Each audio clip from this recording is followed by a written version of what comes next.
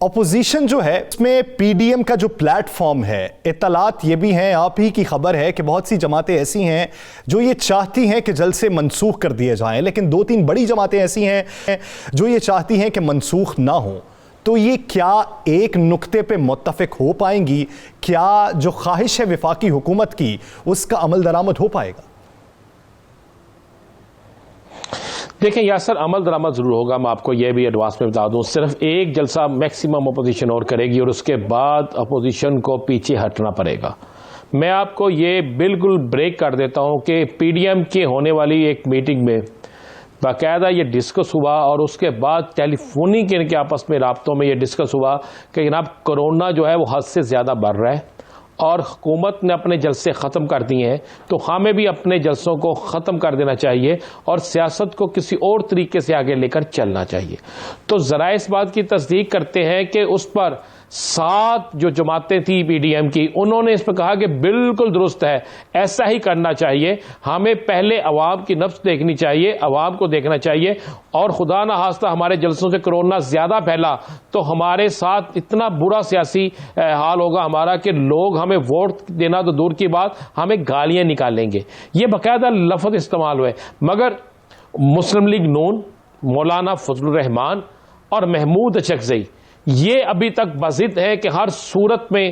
جلسوں کو کرنا ہے، اسی طریقے سے کرنا ہے، کھل ڈل کے کرنا ہے، جو مرضی ہو جائے، ہم نے پی ڈی ایم کی تحریک کو نہیں روکنا۔ پیپلز پارٹی کا کیا موقف ہے؟ پیپلز پارٹی جو ہے یہ اس وقت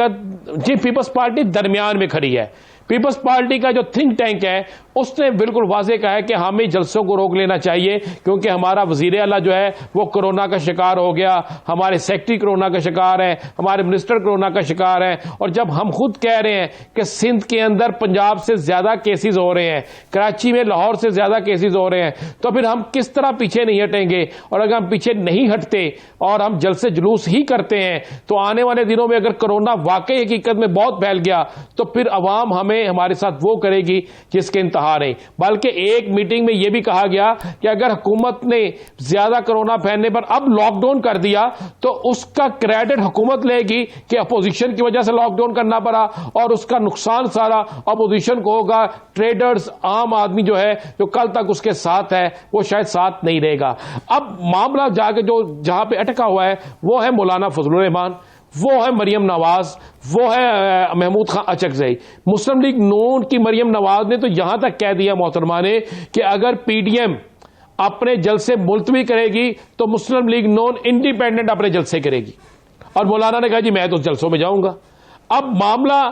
کسی اور طرف جاتا ہوا نظر آ رہا ہے، اندر اختلاف پڑ چکا ہے، اختلاف کے بعد صورتحال بگڑتی جا رہی ہے۔ اور میں آپ کو یہ بھی بتا دوں، ایک اطلاع میرے پاس یہ بھی ہے کہ ہو سکتا ہے کہ ایک ان کا جلسہ اور ہو جائے، مگر باقی اس جلسے کے بعد جو ہے یہ ان کو جلسے ملتوی کرنے پڑیں گے، اور اگر یہ جلسے ملتوی نہیں ہوتے تو پی ڈی ایم جو ہے وہ ٹوٹ بھی سکتی ہے۔ یعنی آپ کو لاہور کا جلسہ ہوتا دکھائی نہیں دے رہا؟ خبر صاحب ایک تاثر یہ بھی ہے کہ پاکستان لاہور کا جلسہ مجھے نہیں دکھائی نہیں دے رہا۔